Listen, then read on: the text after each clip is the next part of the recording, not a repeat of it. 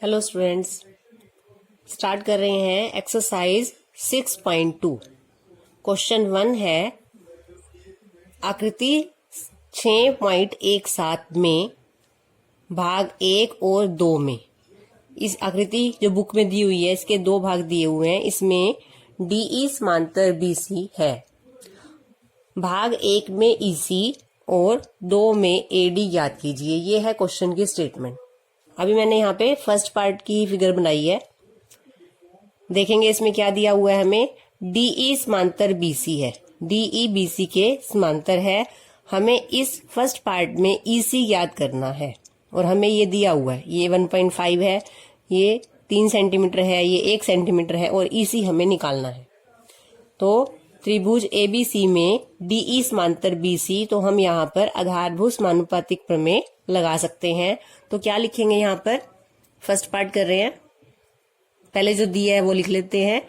AD बराबर 1.5 centimetre, dB या BD भी कह सकते हैं, उसे कोई फर्क नहीं है। आप इसको डीबी लिखो या बीडी लिखो, सेम बात होती है। 3 सेंटीमीटर, एई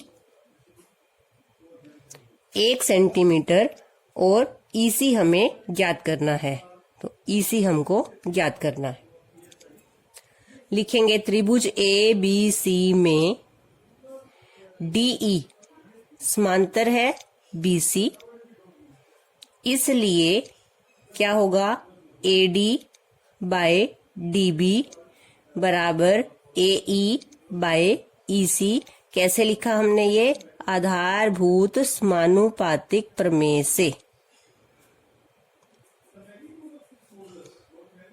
तो ये ब्रैकेट में लिखना जरूरी है कि ये हमने कैसे लिखा है। आधारभूत समानुपातिक प्रमेय का यूज करके हमने ये लिखा है कि दोनों भुजाओं के अनुपात बराबर होंगे। वैल्यू पुट कर देते हैं। एडी का मान है 1.5, डीबी का मान है 3, एई का मान है 1 और ईसी मुझे ज्ञात करनी है। इसके बाद हम क्या करेंगे, आर पार गुना। कैसे होती है वो आर पार गुना, यहाँ पे आप इसके बराबर के नीचे निशान लगाओगे इस तरह से। इसका क्या मतलब होता है, ईसी को इधर लेके जा रहे हैं हम गुना में और 3 को इधर लेके जा रहे हैं गुना में। तो ये हो जाएगा 1.5 गुना ईसी बराबर 1 गुना 3। मुझे ईसी का मान ज्ञात करना है तो 1.5 को हम बाय में ले आएंगे। 1 गुना 3 बाय 1.5। हल करना है इसे। अब सबसे पहले पॉइंट हटाएंगे। पॉइंट हटाएंगे तो इसके नाम का 10 ऊपर लगेगा अंश में। तो यहां से क्या आ जाएगा, 3 एकम 3 हो गया, ये गुना 10 बाय 15। 10 कौन सा, ये पॉइंट हटाया तो उसके नाम का, क्योंकि ये हर में है तो इसका 10 अंश में लगेगा। हल करते हैं इसे। 3 का पारा पड़ेंगे, 5 पे कट गया ये, फिर 5 का पारा पड़ेंगे, 5 को 2 से गुना करेंगे तो 10। तो इसी का मान कितना आ गया, 2 सेंटीमीटर। क्योंकि सभी भुजाएं सेंटीमीटर में गिवन है तो इसी का मान है 2 सेंटीमीटर। सेकंड पार्ट करते हैं। ये हमें फिगर गिवन है, डीई बीसी के समांतर है और इस पार्ट में हमें एडी का मान ज्ञात करना है। दिया क्या हुआ है, डीबी की लंबाई 7.2 है, एई 1.8 है और ईसी 5.4 है। अब जब त्रिभुज में एक भुजा के समांतर ये अन्य भुजा है तो इन दोनों भुजाओं का अनुपात क्या होगा, बराबर। तो पहले हमने वैल्यू लिख ली जो हमें दी हुई है। डीबी 7.2, एई 1.8 और ईसी 5.4। एडी का मान ज्ञात करना है। त्रिभुज ए बी सी में डीई समांतर बीसी, इसलिए क्या लिखेंगे, एडी बाय डीबी बराबर एई बाय ईसी, आधारभूत समानुपातिक प्रमेय। तो ये हर बार लिखना पड़ेगा जब भी आप आधारभूत समानुपातिक प्रमेय लगाओगे। आधारभूत समानुपातिक प्रमेय। वैल्यू पुट करते हैं। एडी का तो मान निकालना है। डीबी का मान है 7.2 बराबर एई का मान है 1.8 और ईसी का मान है 5.4। फिर से उसी तरह से बराबर के नीचे आप इस तरह से निशान लगाओगे आर पार गुना करने पर। तो 5.4 एडी गुना 5.4 बराबर 1.8 गुना 7.2। अब एडी का मान निकालना है तो 5.4 को बाय में ले आएंगे। 1.8 गुना 7.2 बाय 5.4। पॉइंट हटाएंगे सभी का, ये हो जाएगा 18 गुना 72। 18 का पॉइंट हटाया तो 10 लगाएंगे, 72 का पॉइंट हटाया तो 10 लगाएंगे। 54 है यहाँ पे नीचे, पॉइंट हटा दिया है, इसका पॉइंट हटाया 5.4 का तो 10 अंश में लगेगा। हल करते हैं अब, 10 से 10 कट जाएगा, 10 का पाड़ा पड़ेंगे, 18 का पाड़ा पढ़ देते हैं यहाँ पे। 18 को 1 से गुना करेंगे 18, 18 को 3 से गुना करेंगे 54। 3 का पाड़ा पढ़ेंगे यहाँ पर, 3 को 2 से गुना करेंगे 6, 1 बचता है 12 बन गया। 3 का पाड़ा 4 तक पढ़ेंगे तो 12 आ गया। काटेंगे नहीं से, क्या आ गया 24 बाय 10। 10 को क्यों नहीं काटा, क्योंकि 10 के नाम का पॉइंट लग जाएगा। तो आंसर कितना आ गया हमारा, 24 बाय 10 को 2.4 सेंटीमीटर। तो एडी की वैल्यू क्या आ गई, 2.4 सेंटीमीटर। तो इस तरह से हमने फर्स्ट क्वेश्चन को आधारभूत समानुपातिक प्रमेय से किया है। सेकंड क्वेश्चन करते हैं, स्टेटमेंट देखेंगे इसकी। किसी त्रिभुज पी क्यू आर की भुजाओं पी क्यू और पी आर पर क्रमशः बिंदु ई और एफ स्थित हैं। ई बिंदु पी क्यू पर है और एफ बिंदु पी आर भुजा पर है। इस क्वेश्चन की आकृति बुक में नहीं दी है, लेकिन इस चैप्टर में आप जितने भी क्वेश्चन करोगे आपने आकृति बनाकर ही क्वेश्चन को करना है। तभी आपको समझ में आएगा कि अगर हम प्रमेय लगा रहे हैं तो किसके बारे में क्या आना है। तो हमने यहाँ पर त्रिभुज पी क्यू आर अपने आप बनाई है। पी क्यू भुजा पर एक बिंदु ई और पी आर भुजा पर एक बिंदु एफ लिया है और ई एफ को मिलाया है। क्वेश्चन में क्या बताना है, निम्नलिखित में से प्रत्येक स्थिति के लिए बताइए कि ई एफ समांतर क्यू आर है। हमें बताना है क्या ये समांतर है। इसका मतलब हमें दिया हुआ नहीं है कि ये दोनों भुजाएं समांतर हैं, तो हम आधारभूत समानुपातिक प्रमेय नहीं लगा सकते। आधारभूत समानुपातिक प्रमेय हम कब लगाते हैं, जब हमें त्रिभुज की एक भुजा के समांतर कोई भुजा दी हुई हो। तो अब यहाँ पर हमने एक आधारभूत समानुपातिक प्रमेय का विलोम भी किया है। उसमें हमने किया था कि यदि भुजाएं के अनुपात बराबर हैं तो जो ये बिंदु है, ये जो भुजा है ई एफ, ये इसके समांतर होगी, तीसरी भुजा के समांतर होगी। तो अब हम यहाँ क्या करेंगे, अनुपात निकाल कर देखेंगे।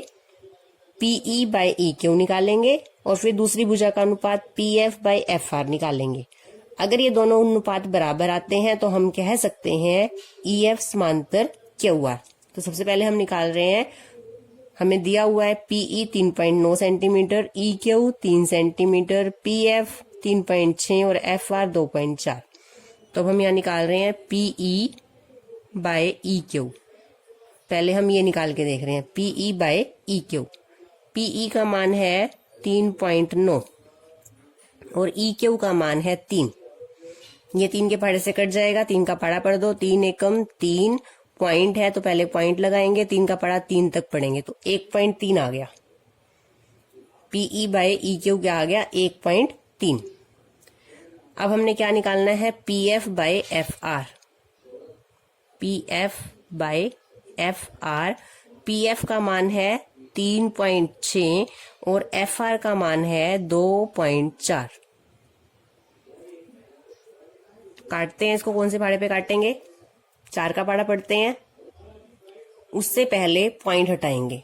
पॉइंट क्योंकि दोनों में एक एक अंक पहले है तो पॉइंट से आप पॉइंट को कैंसिल कर सकते हो, क्योंकि इसके बाय में भी 10 लगेगा, इसके लिए 10 अंश में लगेगा, 10 से 10 कट जाएगा। तो अगर एक एक अंक पहले पॉइंट है तो हम पॉइंट से पॉइंट को काट सकते हैं। अब 4 का पहाड़ा पढ़ रहे हैं, यहाँ पे 4 का पहाड़ा पढ़ेंगे 9 तक 36 आता है, 4 का पहाड़ा 6 तक पढ़ेंगे तो 24 आता है। फिर से कट रहा है ये 3 के पहाड़े पर, 3 का पहाड़ा पढ़ते हैं, 3 का पहाड़ा 3 तक पढ़ेंगे, 3 का पहाड़ा 2 तक पढ़ेंगे तो कितना आ गया, ये 3/2। और अगर मैं इसको हर भिन्न में बदलूं तो यहाँ पे क्या आता है 13/10, अगर पॉइंट हटा दें तो। और ये कटता नहीं है आगे, ये है 3/2, ये है 13/10, दोनों को भिन्न में बना लिया। अब ये दोनों क्या है, बराबर नहीं है, तो क्या लिखेंगे हम, पीई बाय ई क्यू बराबर नहीं है P F by F R के, इसलिए ई एफ समांतर नहीं है क्यू आर के। अगर भुजाएं एक ही अनुपात में होती तो ये रेखाएं समांतर होती, क्योंकि ये बराबर नहीं है अनुपात, इसलिए रेखाएं भी समांतर नहीं है। इसी क्वेश्चन का सेकंड पार्ट है।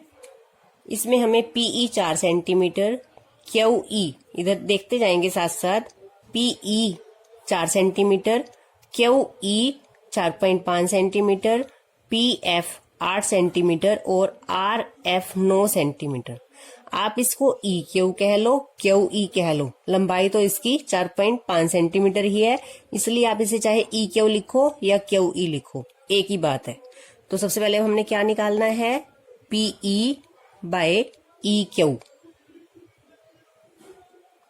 पीई का मान है 4 और ई क्यू या क्यू ई का मान है 4.5।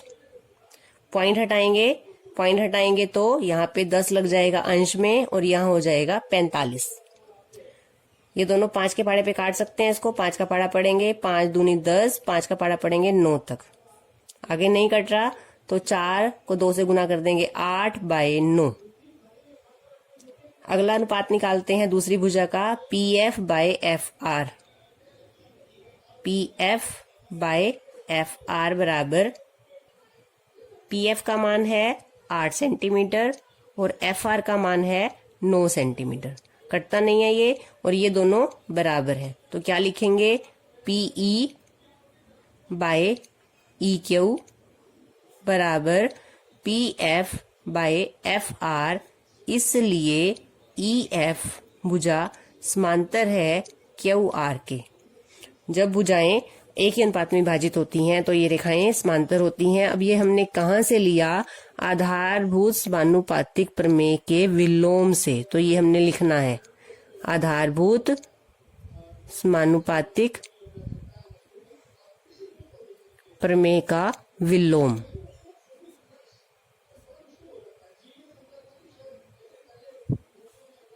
तो इस भाग में दोनों रेखाएं क्या हैं, समांतर। थर्ड पार्ट देखते हैं इसका।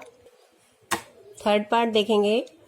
थर्ड पार्ट में पी क्यू बराबर 1.28 सेंटीमीटर है, P R 2.56 centimetre, PE 0.18 centimetre, PF 0.36 centimetre.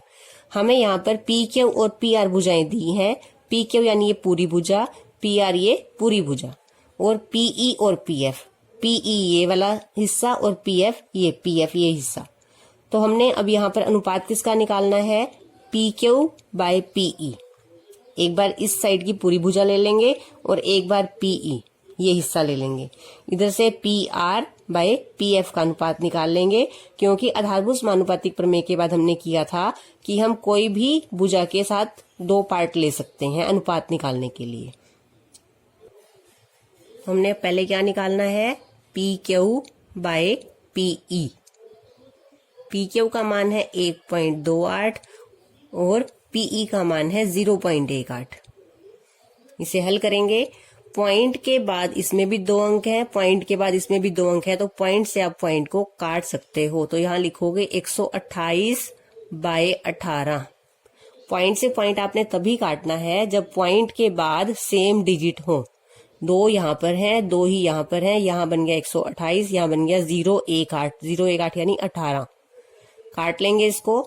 2 का पहाड़ा पढ़ते हैं, 2 का पहाड़ा 9 तक पढ़ेंगे, 2 का पहाड़ा पढ़ेंगे तो 2 का पहाड़ा 6 तक, फिर 2 का पहाड़ा 4 तक। अब ये जो दोनों संख्याएं हैं वो एक ही पहाड़े पर नहीं कट रही हैं, तो ये आ गया 64/9।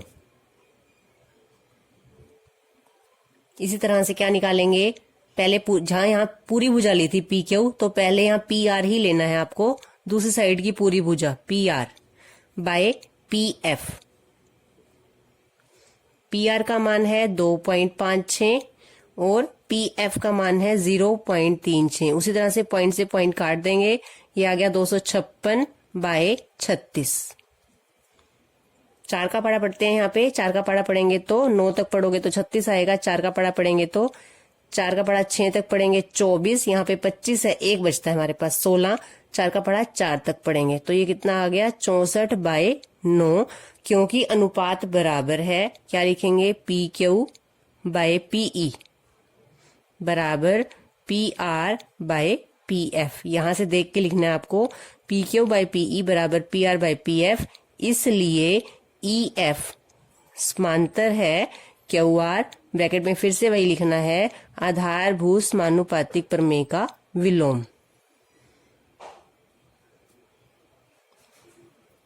समानुपातिक प्रमेय का विलोम।